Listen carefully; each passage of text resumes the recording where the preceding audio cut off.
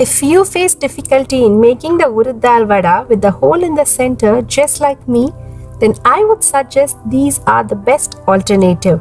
Yes, they are perfect look-alike of the lentil vadas and you will never go wrong with this because I am here to help you with the tips and tricks. Hi friends, welcome to my channel Fresh Bites. In this video, we are going to see how to make a crispy instant vada made using poha or flattened rice. If you like this video, please give a thumbs up, share it with your friends, post your comments and show your support by subscribing to Fresh Bites. Now let's get started. I have taken 1 cup of flattened rice, the thin variety ones. We need to rinse them at least 2 to 3 times with water because it has some impurities. So let's wash them well. Pour water until the poha is fully immersed and allow this to soak for 2 to 3 minutes. It's been 2 minutes, the water is absorbed and the poha has also become soft. If you are using a thick variety poha, then you will have to wait a couple more minutes to make it turn soft. Squeeze the poha well to remove all the excess water. Take a mixing bowl and add the poha to it.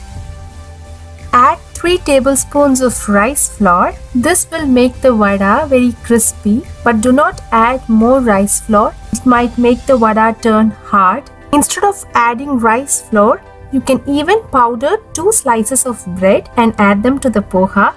That will also give you the same result. To this, I am going to add 1/4 teaspoon of turmeric powder and 2 teaspoons of salt. Mix them well so that the rice flour gets binded well with the poha. Adding turmeric powder is completely optional, but I would recommend adding a pinch of turmeric powder to our daily food as it helps in increasing our immune system.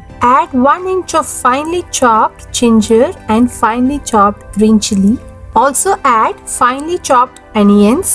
I have taken 1 medium-sized onion and few curry leaves and a handful of coriander leaves. Add a tablespoon of cumin seeds and 1/4 teaspoon of hing. Once all the ingredients are added, mix them together. At this stage, you can check for the salt and adjust according to your taste. Grease your hands with oil. We can now start shaping the mixture. Take a small portion of this and make patty by slightly pressing it between your palms. I'm going to try making a hole at the center. You can see the sides are getting cracked and they are separating. This means the mixture is dry. I'm going to sprinkle a tablespoon of water and make it moist. Let's shape the vadas. Grease your hands with oil. I'm going to take a portion of the mixture and shape them into patties. Smooth the edges and using your finger just make a hole at the center. You can see now the mixture doesn't crack, it remains smooth.